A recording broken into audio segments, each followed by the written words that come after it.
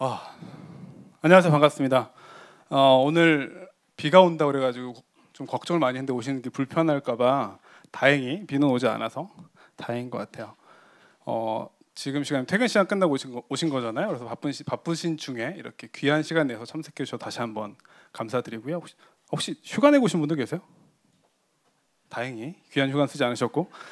그래서 저희도 열심히 오늘 준비했으니까요. 오신 분들 이제 충분히 의미 있는 시간 보낼 수 있게 준비 많이 했으니까 좋은 시간 보내고 가시면 좋겠습니다. 제가 오늘 말씀드리려고 하는 주제는 이제 제목은 약간 어그로성이 있지만, 그러니까 여기 계신 저를 포함해서 여기 계신 우리들, PM 기획자들, 우리를 어떻게 부를 것이며 우리는 어떤 역할을 하는 사람들인가에 대해서 제가 최근에 좀 고민이 많았고요. 제가 한 고민들을, 제 생각들을 여기 계신 분들하고 공유를 하고 싶어서 이런 세션을 만들었습니다. 네, 저는 우아형제들의 CP 역할을 맡고 있고, 그러니까 프로덕트에 필요한 모든 허드렛 일을 하고 있습니다. 앞서 말씀드렸던 것처럼 오늘 이제 제목은 PO, PM, 기획자 우리 역할에 대해서 말씀을 드릴 건데, 이 얘기를 사실 고민을 시작한 거는 저희 안에서부터 사실 시작된 고민이었어요. 제 입장에서 보면 배민은 올해 만들어진 지 12년이 됐고 지금 구성원들이 2,000명 가까이 돼요. 그러면 12년 전에 처음에 배민의 프로덕트 정말 작았을 거고 팀도 정말 작았을 거잖아요. 그 안에서 기획자로 일하던 분들이 그 시기를 지나면서 사람도 많아지고 프로덕트도 복잡해지고 했을 때 그분들이 해왔던 일과 역할 같은 것들이 계속 바뀌어왔을 거잖아요. 갈등도 있었을 거고 고민도 있었을 거고. 그런데 저희는 사실 최근까지도 기획자라고 관성적으로 불러왔었어요. 작년 재작년까지만 하더라도 기획자라고 불러왔고 웹기획자, 앱기획자 그런 식으로 서로 불러왔었는데 어느 순간 이런 것들이 옳은 표현일까? 왜 그러냐면 이미 시장에는 우리를 표현하는 되게 많은 단어들이 있잖아요. 기획자라고 부르기도 하고 PM이라고 부르는데 PM도 프로덕트 매니저라고 부르는 것도 있고 프로젝트나 프로그램 매니저라고 하는 것도 있고 PO라고 부르는 것도 꽤 많아졌고요. 혹시 이 중에 기획자, 자기 회사에서 기획자라고 불리우는 분 꽤 있을 거예요. 당연히. PM 역시 PM의 범위에서 PM이 많군요. PO다. PO 상당히 많아요. 네. 제목 보고 놀라셨겠어요. 제가 PO 미신이라고 그랬는데 기획자라고 했을 때 그러면 기획자 PM, PO라고 했을 때 사실 어떻게 그 어디서 그 뜻이 시작했는지를 보는 게 중요할 것 같아서 기획자의 그 시작에 대해서 먼저 말씀을 드릴까요? 왜 그러냐면 기획자라는 것들이 처음 한국에서 아마 만들어지기 시작한 웹 서비스 기획자 99년, 98년 막 이럴 때 인터넷 붐이 한창이고 막 그때 네이버, 싸이월드가 1999년에만 만들어졌을 거거든요. 제가 그때쯤 이제 일을 시작했는데 그때 이제 인터넷 붐이 일어나면서 많은 이제 오프라인의 큰 회사들도 하나씩 홈페이지를 갖기 시작하는 거예요. 그러다 보니까 웹 에이전시도 막 화랑이 되고 그래서 시장에서 웹이라는 걸 홈페이지라는 걸 그때는 홈페이지라고 불렀으니까 홈페이지라는 걸 만들어야 되는 사람들이 필요했고 그 사람들이 기획자라는 이름으로 시장에서 막 활동을 하기 시작했어요. 그들을 우리는 기획자라고 불렀는데 그 기획자들이 당시 어떤 일을 했냐면 웹이라는 거 아직 좀 새로운 미디어잖아요. 잘 누가 뭘 어떻게 될지 전문적인 어떤 프로세스 같은 것들이 미처 만들어지기 전이니까 그러다 보니까 기획자들은 사실 시장에서 디자인과 개발을 제외한 필요한 모든 일들 하는 사람들이었어요. 제안도 하고 발표도 하고 계약서도 쓰고 QA도 하고 스토리보드는 당연히 그리고 그런 사람들 우리는 기획자라고 불렀고 그 당시에는 클라이언트한테 수주를 받거나 아니면 내부적으로 일을 할 때도 되게 워터폴 방식으로 당연히 이제 기획자가 만들어내는 스토리보드라는 게 있잖아요. 보면 그게 그 당시에 우리가 얘기하는 스토리보드예요. 그래서 이런 것들을 그래서 화면은 이렇게 있는데요. 이런 요소들이 있고요. 여기다 다 숫자 붙여가지고 1번은 뭐고요. 개발자가 알아듣기 쉽게 저렇게 막 스토리보드 쓰는 거죠. 그래서 이게 막 족보처럼 돌아다니기도 해요. 새로 이제 그 주니어 PM이 오시면 내가 만든 엑기스인데 너한테만 줄게 이러면서 족보 주면 그거 보고서 이렇게 일하면 되나요? 막 그런 식으로 이제 하던 때가 있었어요. 그때부터 우리는 웹 기획자라는 직군들이 시장에서 많아지게 됐고 저분들이 에이전시나 IT 회사들을 넘나들면서 어떻게 보면 2000년대부터 2010년까지 저희가 모바일 시대로 넘어오기 전까지 10년 정도를 기획자분들이 그렇게 시장에서 일을 하기 시작했어요. 그걸 우린 기획자라고 불렀고 그런 것들이 자연스럽게 모바일로도 넘어왔던 것 같아요. 근데 여기서 왜 프로덕트 매니저냐? 그러니까 왜 서비스가 아니라 프로덕트라고 부르고 기획자가 아니라 프로덕트 매니저라고 바꿔 부르기 시작했을까요? 이건 저의 생각인데 웹이라는 건 되게 필요한 기술 수준도 얕고 되게 정적이고 만들어야 될 어떤 방법도 되게 제한적이고 그거에 대해서 가지고 있는 것들이 일종의 그런 거예요. 그러니까 웹 서비스랑 프로덕트를 구분했을 때 프로덕트란 얘기는 저희가 공산품이라고 얘기하잖아요. 이걸 제조하는 데 필요한 방법이나 필요한 자원이나 일정 같은 것들을 충분히 예측 가능하고 그것들을 만들기 위한 방법론 같은 것들이 이미 시장에 꽤 있고 그런 것들을 통해서 프로덕트를 잘 반복해서 만들 수 있는 어떤 방법 그런 것들을 프로덕트라고 시장에서 부르고 있고 웹에서 모바일 시대로 넘어오면서 모바일 앱을 만든다는 거는 웹을 만드는 것보다 훨씬 더 많은 자원이 필요하잖아요. 개발 난이도 훨씬 더 많이 높고 또 필요한 어떤 기술 같은 것도 많아지다 보니까 일종의 가내수공업을 하다가 갑자기 산업혁명을 겪어서 이제 공장 자동화 시대로 넘어든 것처럼 웹을 그냥 필요한 개인이 개인기를 통해서 잘 만들던 시대를 넘어서 많은 자본이 투입되고 시장이 커진 상황에서 우리가 만든 앱이라는 걸 어떻게 하면 잘 만들 수 있을까에 대한 고민이 시장에 많이 널리 퍼지게 됐고 방법론 같은 것들이 공유가 된 거죠. 그러다 보니까 그런 방법 위에서 앱을 만드는 것들이 당연해졌고 애자일로 만들어야 되고 그러다 보니까 이게 되게 표준화가 가능할 것 같아, 프로덕트라고 불러도 될 것 같아라는 어떤 감각 같은 것들이 저식이 생겨난 게 아닌가. 그래서 서비스 기획자를 프로덕트 매니저로 고쳐 부르기 시작한 이유가 어떻게 보면 이런 기술적인 변화, 우리가 다뤄야 되는 어떤 미디어의 변화에서 시작한 게 아닐까라는 생각을 하고 있어요. 그래서 프로덕트 시대가 되면 기존에 서비스를 만들던 웹을 주로 다루던 기획자들이 일하는 방식이 약간 바뀌어갈 수밖에 없는 거죠. 왜 그러냐면 워터폴 방식에도 당연히 애자일로 바뀌었어요. 요새는 한때는 애자일이 뭔가 되게 새로운 문물처럼 얘기됐었지만 지금은 아마 많은 회사들이 우린 다 애자일로 일하고 있어라고 얘기할 수 있을 거예요. 워낙 당연한 게 됐고. 그건 왜 그러냐면 앞서 말씀드렸던 것처럼 이런 모바일이라는 걸 인하우스에서 지속적으로 고도화시켜 나가기 위해서는 애자일 방식이 가장 효율적이라는 걸 우리가 아니까 애자일 방식을 팀에서 잘 적응해서 그렇게 이제 일을 하고 계실 거고, 이전에 기획자가 되게 브로드하게 A부터 Z까지 다 챙겼던 게 기획자 역할이었다라고 하면 산업이 고도화되고 직군들이 다양해지면서 이것들이 되게 세분화된 거예요. 분업이 되면서 어떤 건 TPM이 맞고 어떤 건 QA 전문가가 생기고 PMO도 생기고 막 그러면서 기획자들의 역할이 점점 이제 좁아지고 과거에 비해서 거꾸로 말하면 전문화가 되는 거죠. 그리고 앞서 말씀드렸던 것처럼 스토리보드를 그리는 게 기획자는 되게 큰 엄청나게 제일 중요한 산출물인데 더 이상 기획자한테 프로덕트 매니저한테 저 정도 수준의 이제 와이어프레임이나 스토리보드를 요구하진 않아요. 왜냐하면 웹이라는 거는 씬 바이 씬으로 이제 화면을 넘어가면서 페이지 이동을 하는 방식이지만 앱이라는 건 하나의 덩어리 같은 느낌이고 누르면 심리스하게 화면을 이동하는 느낌이 아니라 되게 자연스러운 플로우를 타는 것처럼 만들어지는 시기이고 그걸 위해서는 트랜지션이나 애니메이션 같은 것들이 되게 많이 필요하고 그런 것들은 기획자가 앉아서 개발자가 앉아서 이거를 화면 전화를 0.01세컨드만 좀 높여줄래요? 줄여줄래요? 1픽셀만 1포인트만 높여줄래? 낮아줄래? 하기가 쉽지가 않은 거예요. 그걸로 내가 원하는 느낌을 알 수 없으니까. 근데 프로토타이핑 툴은 워낙 프로토타이핑 툴이 요새 잘 나왔고 그거는 이제 디자이너가 이제 숫자만 조정하면 다 알 수 있고 코드로까지 떨어지니까 모바일 시대에 우리는 이전에 기획자가 맡고 있던 유저 인터페이스 설계하는 역할이 프로덕트 디자이너들한테 많이 넘어갔어요. 그리고 시장은 많이 성숙해졌고 웹이 처음 열렸을 때, 모바일이 처음 열렸을 때 그 문물을 누구보다 제일 먼저 받아들이고 경험해서 시장을 리드하던 기획자라는 직군들이 있었는데 지금은 아이들이 태어나자마자 스마트폰을 손에 잡고 있어요. 모바일 앱이 자연적으로 겪게 된 어떤 경험들이 있고 기획자나 PM이 아니어도 앱을 어떻게 만드는 게 좋을지에 대한 감각이 되게 상향 평준화돼서 거의 모든 사람들이 갖고 있어요. 더 이상 프로덕트 매니저한테 되게 차별화된 앱 경험이나 그런 걸 요구하지 않는 시대인 거예요.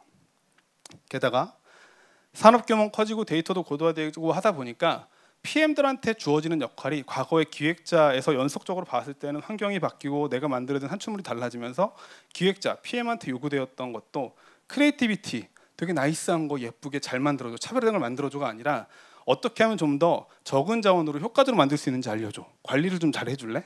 아니면 고객 가치는 이제 차별화하기 어려운 시대니까 그러면 좀 더 비즈니스 가치에 좀 더 집중을 해줄래? 같은 자원으로 얼마나 더 많은 걸 얻을 수 있는지를 너가 좀 적극적으로 고민해줬으면 좋겠어라는 요구들이 기획자들한테 오기 시작하는 거죠.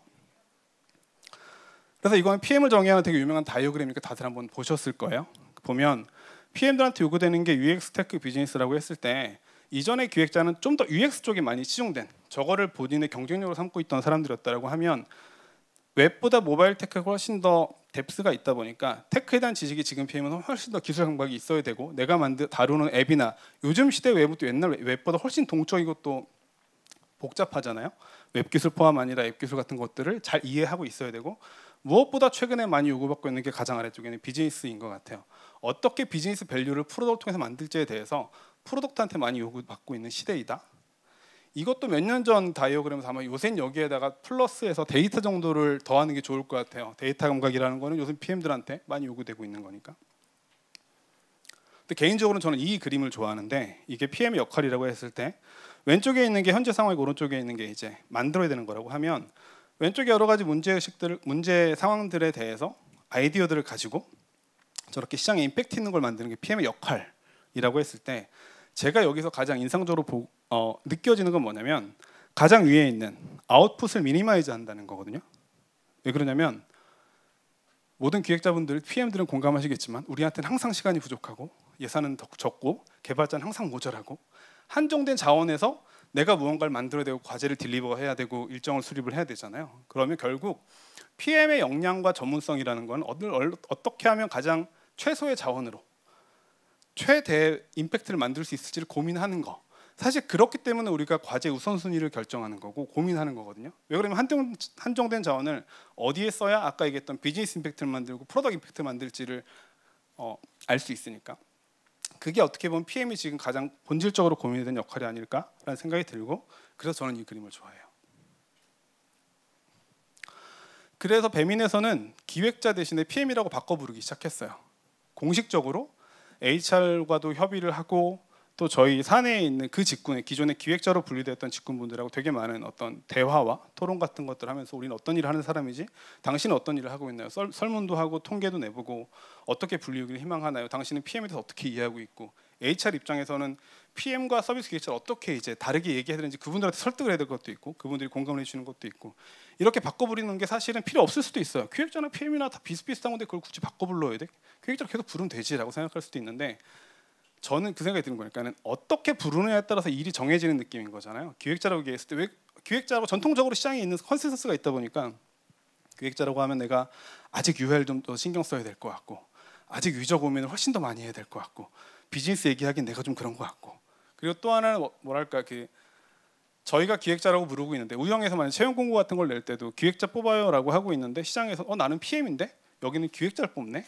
그럼 뭐 일이 다른가? 그런 오해를 할 수도 있고, 시장과 기술과 어떤 트렌드가 그렇게 바뀌어간다면 우리도 PM이라고 바꿔 부르는 게 좋을 것 같아요. 왜냐하면 우리도 프로덕트를 만들고 있는 사람이고, 지금 시장에서 일반적으로 얘기하는 프로덕트 매니저한테 요구되는 역량을 우리도 똑같이 요구하고 있으니까 좀 더 핏이 맞는 호칭으로 바꾸는 게 좋겠어라고 해서 올해부터 PM이라고 바꿔 부르기 시작하고 있습니다. 그리고 직군도 나눴어요. 원래는 전통적으로 저희가 L직군이 저희 기본 직군이고, 저게 레벨 1, 2, 3, 4, 5 있는 그런 내부에서 이제 역량을 평가하는 어떤 기준인데, 그 직군에서 T 직군은 사실 몇 년 전에 이미 분리돼서 나왔어요. 왜냐하면 직군에 대해서는 T 직군은 훨씬 더 시장에서의 어떤 뭐 아시겠지만 희소 가치도 높고 연봉 테이블도 다르고, 그럼 T 직군을 L 직군과 같이 뒀을 때 생기는 인사적인 어떤 불편함 같은 것들이 있으니까 T 직군을 별도로 분리를 해서 T 직군에 적합한 경쟁력을 만들 수 있는 인사 제도를 만들었고, 그것들이 계속 디벨롭되고 있죠. 근데 P직군은 작년까지만 하더라도 L직군에 포함되어 있었어요. 그러니까 어떻게 보면 P직군으로서 필요한 전문성이라는 것들이 충분히 증명되지 못한, 경계가 명확하지 않은 상황이었기 때문에 L직군의 일부로서 그러니까 세부 직군으로는 기획자로 분류가 되어 있었지만, 같은 기준으로 저희가 인사를 바라보고 있었는데 P직군으로 따로 분리했습니다. 그래서 프로덕트 매니저는 P직군이고, P직군에 대해서 저는 개인적으로 저희 P직군들의 연봉 테이블을 계속 높여가고 싶어요. 왜 그러냐면 T직군이 시장에서 워낙 희소 자원이기 때문에, 개발자들이 요새 개발자분들 워낙 귀하니까, 그렇기 때문에 그분들의 밸류가 계속 올라가고 있는데, 프로덕트 매니저 한 명이 같이 업하는 테크 엔지니어분들이 평균 2명 이상씩 되잖아요. 프로덕트 매니저들이 어떻게 일을 잘 하느냐가 사실은 개발 성과물을 내는데 엄청나게 많은 기여를 한다고 저는 생각해요. 그런 측면에서 프로덕트 매니저들도 다르게 대우받을 필요가 있고, 프로덕트 매니저들의 어떤 가치만큼 인정받을 수 있게 테이블을 계속 올려나가는 게 필요하다고 생각을 갖고 있고, 그 시작으로서 P직군을 따로 떼내는 비이클을 만드는 작업을 하고 있습니다. 그래서 계속 직군 세분화나 아니면 처우 같은 것들에 대해서 계속 고민을 하고 있고요. 근데 저렇게 P직군을 분리해서 사내에서 우리 이제 PM이야 얘기하면서 이제 얘기를 하고 다니는 거죠. 우리 PM으로서 어떤 일을 해야 되면 하고 있는데, 갑자기 몇 분이 물어보시는 거예요. 저희는 PO 없나요? PO 되려면 어떻게 해야 돼요? 막 그런 얘기를 하고 있는 거죠. 왜냐하면 시장에서 PO 분들이 워낙 많으니까. PO는 뭔가 대빵 같고, 그러니까 PM은 막 어려운데, 어떤 느낌이냐면, 그러니까 나는 막 PM은 현실에 쩔어가지고 내가 막 헉헉대고 있고, 맨날 개발자가 괴롭히고 사업팀에서 막 요청사항 이상하게 주고 막 그래서 난 괴로운데 PO는 그걸 한 방에 해치우는 뭔가 이제 막 엄청난 사람인 것처럼 이제 얘기가 되고 있으니까 우리도 PO 도입 안 하나요?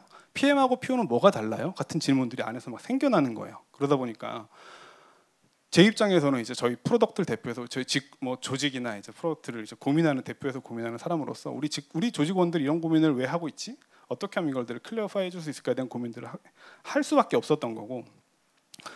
근데 제가 알고 있던 PO랑 시장에서 일반적으로 알려는 PO 개념이 약간 다른 거예요. 그래서 이것도 다시 원어부터 찾아보면 PO라는 건 사실 어떤 직군이 아니라 역할이거든요. 특정 상황에서 주어지는 역할인 거예요. 그러니까는 애자일 방법론 중에 이제 스크럼은 다 이제 스크럼 돌고 계시겠죠. 2사주 단위로 스프린트도 돌고 계실 거고. 그러면 되게 기민하게 뭔가 의사결정을 하면서 프로덕트를 계속 좋게 만들어가기 위한 어떤 일의 진행 방법으로서 스크럼을 돌고 있는데 그 스크럼 안에는 보통 스크럼 마스터도 있고 프로덕트 오너도 있고 개발자분들도 계시고 프로덕트 디자이너가 들어가는 경우도 있고 그렇게 한 가지 프로덕트를 계속 발전시켜 나가기 위한 방법으로서 스크럼 돌고 있는데 그때 프로덕트 오너라는 사람은 그 안에서 가장 사용자를 대변해서 사용자 입장을 전파해 주는 사람, 롤플레잉 같은 거죠. 일종의 그 안에서는 내가 퍼스트 유저라는 생각으로 그런 관점으로 계속 이제 프로덕트 가치를 높이기 위해서 그런 쪽으로 이제 의견을 개진하거나 아니면 그것들이 왜 유효한지를 개발자들한테 설득하거나 아니면 그걸 기준으로 우선순위를 결정하거나 그걸 기준으로 백록을 관리하는 역할을 저희는 전통적으로 PO라고 불러왔어요. 그게 어떻게 보면 여러분들도 아마 직업적인 커리어 고민을 하시는 분들은 다 서핑해 보시잖아요. PO도 검색해보고 PM도 검색해보고 하면 이게 어떻게 보면 구글에서 가장 위쪽에 나오는 정의라고 하면 시장 보편적으로 이런 것들이 적어도 영어권에서는 일반적으로 받아들여진다고 보시면 될 것 같은데 또 다른 관점 학문적으로 봤을 때 이론적으로 봤을 때도 보면 소프트웨어 공학이나 프로덕트 매니지먼트 측면에서 보면 PM이 PO보다 더 넓은 관점이거든요.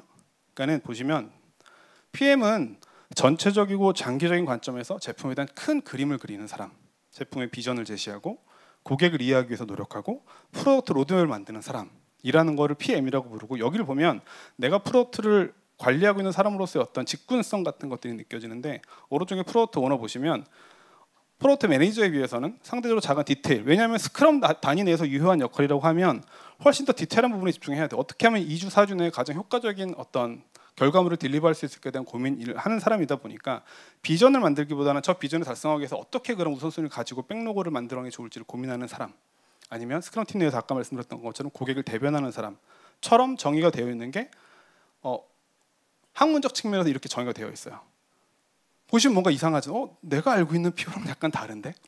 그러니까 이게 되게 좁은 의미의 PO라고 하면 우리나라에서는 훨씬 더 큰 의미로 PO가 이해되고 있죠. 그 이유는 뭐냐면 이건 제 생각입니다. 그러니까 한국에 여러 회사들이 실리콘밸리의 개발 방식을 존중하는 따르고자 하는 많은 회사들이 PO가 주도하는 되게 실리콘밸리 스타트업의 되게 기민한 방식을 적극적으로 차용하려고 노력했고 그분들이 시장에서 PO 중심의 어떤 이터레이션을 돌려가는 것들을 되게 시장에 넓게 얘기하기 시작했어요.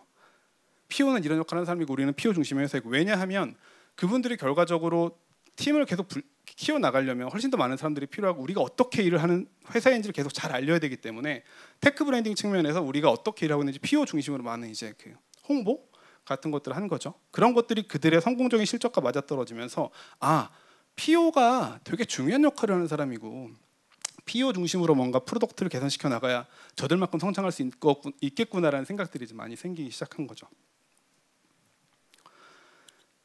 근데 이제 기업의 성장 단계도 보면 크게 전 세 가지로 나눌 수 있을 것 같아요. 이거는 흔히 말하는 저희가 제이커브 스타트업 정말 작은 회사에서 일을 할 때는 시작은 했지만 정말 3명, 5명, 많으면 10명 정도 되는 사람들이 우리의 비전을 증명하고 이루기 위해서 모여서 스타트업을 시작합니다. 근데 처음에 생각과 당연히 다르다는 걸 깨닫고 여러 번 실패를 하고 이터레이션 반복적으로 또 새로운 시도들을 하죠. 흔히 말하는 프로덕트 마켓핏을 찾을 때까지. 그러니까 우리가 만든 프로덕트의 결과물이 시장에서도 의미 있게 받아들여지고 그게 지속 성장 가능할 것 같아. 적어도 이걸 비즈니스 모델로 삼을 수 있을 것 같아라는 확신이 들 때까지는 지속적인 실패를 할 수밖에 없는 조직이 스타트업이에요. 그때는 규모도 작고 훨씬 기민하게 움직여야 하기 때문에 PO 주도적으로 빠르게 일을 하는 게 당연한 상황입니다. 그때는 카운터 파트너로서 사업도 없어요. 왜냐하면 이때 돈을 못 벌 때니까 누군가 그 상황에서 야 너네 돈을 어떻게 벌까로 얘기하기 쉽지 않죠. 이들은 프로덕트에만 집중해서 프로덕트의 밸류를 높이기 위해서 정말 100%의 열정을 다 쏟는 사람들이고, 그들이 증명해야 될 대상은 어떻게 보면 투자자예요. 투자자한테 우리의 밸류를 인정받아서 더 많은 투자를 받고 계속 이어지는 투자를 받아야 우리가 어느 임계점을, 티핑 포인트를 넘을 수 있을 거기 때문에, 그렇게 일할 때는 PO 중심의 빠른 프로덕트 개발 방법이 당연히 유효하고 중요합니다. 근데 왼쪽에 있는 제이컵을 그렸단 말이죠. 제이컵 이후를 생각해 보자고요. 제이컵을 그리고 끝이 아니라 계속 성장시켜 나가야 되잖아요. 그러면 한 번의 성공으로 끝나는 게 아니라 여러 번 성공을 계속해야 돼요. 반복해야 돼요. 근데 그게 가능해요. 왜냐하면 한 번 스윗스팟을 경험해 본 사람들은 고객에 대한 감각, 마켓에 대한 감각 같은 것들이 있기 때문에 그 다음에 같은 사용자들 대상으로 2번, 3번 성공하는 프로덕트를 만들어내는 게 성공 확률이 높아져요. 그 전에 비해서. 그렇게 계속 높여나가고 있을 때는 규모도 커지고 조직도 당연히 비례해서 커지고 프로덕트라고 부르는 범위도 커지는 거지. 이전에 요만한 거 우리가 만들면서 프로덕트라고 불러왔는데, 이제 성공하고 프로덕트가 많아지면 프로덕트 팀이 커지거나 프로덕트가 이렇게 많아지거나 하면서 회사 입장에서 보면 프로덕트 조직이 되게 커지는 거예요. 저쯤 되면 근데 회사 입장에서 보면 규모도 커지고 복잡해지고, 이제 사업적으로 야 이게 돈을 어떻게 벌지라거나, 규모도 커지고 시장에서 네임밸류도 좀 알려주고 하면 리스크 관리도 해야 되고 막 하면서 온전히 이전에 프로덕트에만 집중하고 프로덕트가 전부인 것처럼 얘기하는 상황에서 바뀌어나서 설득해야 되는 사람들이 많아지는 거예요. 그리고 PO가 전 이렇게 하고 싶은데요 라고 했을 때, 예전에 아 그래 해봐 라고 하던 사람들이 야 잠깐만 기다려봐, 정말 그래도 되나 한번 보자, 아니면 야 그거 얼마나 돈이 되니, 우리 지금 돈이 이거 막 그런 것처럼 프로덕트 오너가 주도적으로 의사결정할 수 없는 상황들이 조금씩 생겨나요. 어쩔 수 없이 규모가 커지면. 그리고 이제 완숙기에 접어들면 이제 비즈니스 밸류보다는 그러니까 프로덕트 밸류보다는 비즈니스 밸류가 더 중요해지는 시기가 오는 거죠. 야 너네 프로덕트는 알겠는데 너네 프로덕트는 그만하면 된 거 같고 어떻게 이제 그걸로 돈을 벌 거야? 라는 물어보는 사람들이 많아지죠. 그리고 그 돈을 실제로 매출을 내면서 이 매출과 에비타가 이 회사의 가치, 다시 말해서 그 회사의 프로덕트 가치를 대변하는 순간이 와요. 그렇게 되면 그 회사에서 내려지는 프로덕트에 대한 의사결정도 프로덕트 조직이나 PO가 온전히 할 수 있는 게 아니라 여러 이해관계자들이랑 조율하면서 그들을 설득하거나 타협하거나 하면서, 아니면 어떨 때는 그들한테 요구사항을 되게 잘 팔로우하면서 지내야 될 시기도 있을 거고, 그런 시기를 거치면서 저렇게 회사의 규모는 훨씬 커지고 사람은 훨씬 많아지고 프로덕트나 프로덕트 조직도 훨씬 복잡해지는 상황에서 일을 해야 되는 상황이 되는 거죠. 저 때를 만약에 처음 말씀드렸던 때랑 비교해 보면 PO가 할 수 있는 자기의사결정권, PO가 핸들할 수 있는 어떤 자원의 크기, 아니면 그런 것들이 당연히 달라질 수밖에 없어요. 결과적으로 제가 말씀드리고 싶은 거는 PO라는 거는 특정 상황, 특정 시기, 특정 조건에서는 성과를 내게 매우 좋은 역할일 수 있다. 근데 그게 우리 시장을 모두 관통하는 모든 회사가 PO 중심으로 조직을 만드는 게 당연하고 그게 성과를 낼 거라고 믿을 수 없다는 거죠. 그리고 저거는 경영진의 강력한 지원이 필요하다는 얘기는 뭐냐면, 많은 회사들에서 프로덕트 가이들이 PO들이 의사결정을 하게 해준다는 건 뭐냐면, CEO를 포함한 경영진이 자기 의사결정권을 내려놓는다는 얘기예요. 그 작은 회사에서 대표님이면 아니면 뭐 이렇게 거기 CPO 같은 분들이 얼마나 내가 다 하고 싶겠어요. 근데 내가 하는 것보다 너네가 한번 해봐, 너네 생각을 믿어볼 테니까 실패도 괜찮으니까 한번 해봐라고 믿어주지 않으면 PO라는 이름만 있지 사실은 대표님이 이렇게 하래요라는 걸 전달하는 메신저에 그칠 수밖에 없거든요. 그런 것까지 맞아떨어지려면 사실 PO가 PO답게, 그러니까 스크럼에 있던 작은 의미의 PO에서 훨씬 더 커서 정말 프로덕트를 오운한다고 스스로 느낄 정도로 주도적으로 일할 수 있는 환경은 사실 주어지기 쉽지 않다. 그리고 그 조건은 되게 맞아떨어지기 힘들다. 다시 말해서 배민 정도만 돼도 이 많은 사람들이 있는데, 저희가 1년의 거래액이 20조가 넘어요. 매출이 2조가 넘습니다. 이 정도 매출을 내고 있는 회사에서 어느 정말 역량 있는 프로덕트 바이 몇 명에 저 이렇게 하고 싶은데라고 해서 그래 해봐, 기존의 사업의 리스크가 얼마나 있을지 아니면 그게 비즈니스 임팩트가 얼마나 있을지에 대해서 충분히 계산하거나 합의되지 않은 상태에서 프로덕트 가이의 어스피레이션만 가지고 뭔가 의사결정하기 쉽지 않을 수 있죠. 그런 측면에서 봤을 때 저희 회사에서 그런 PO라는 어떤 역할이 유효한가? 시장에서 일반적으로 얘기하는 PO가 우리 회사도 필요한가 생각해 보면 전 아닌 것 같아요.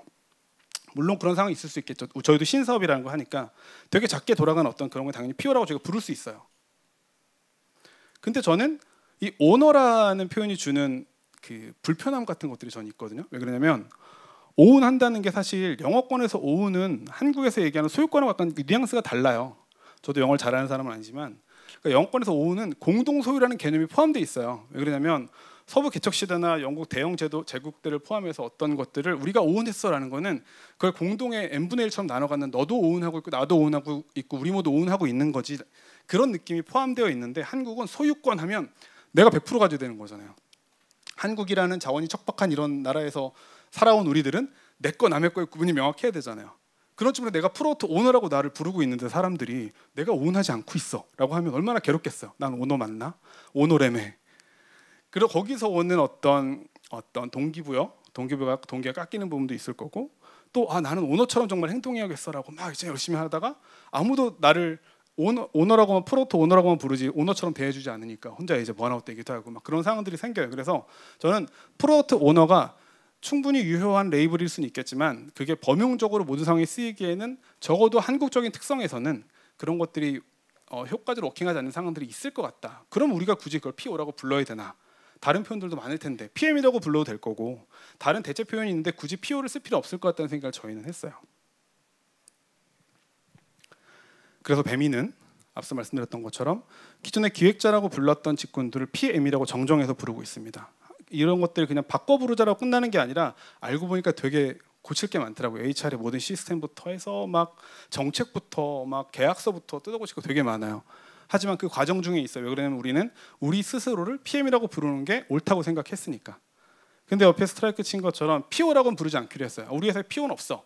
공식적으로 제가 이제 회사에 대해 어나운스를 했습니다. 우리는 PO라고 부르지 말자. 그냥 적절한 표현들이 그때마다 있을 거고 PM이라고 불러도 충분히 될 것 같으니까 PM이라는 표현은 쓰지 말아요 우리. 왜냐하면 이런 부작용들이 저는 있다고 느껴져요라고 말씀을 드린 거죠.